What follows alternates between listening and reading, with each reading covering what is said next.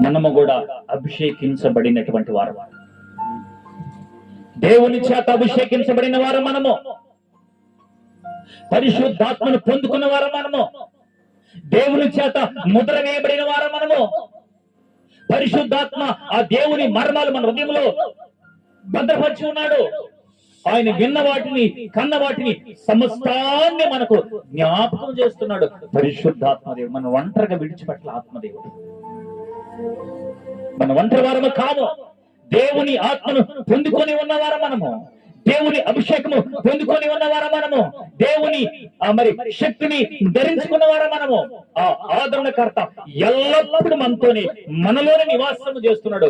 పరిశుద్ధాత్మ దేవుడు ఏది ఉన్నా లేకపోయినా భయపడవద్దు. పరిశుద్ధాత్మ దేవుని కలిగి ఉంటే చాలు. ఆ ఆత్మదేవుడు నూతన స్వభావాన్ని కలగజేసి దేవునితో ఐక్యత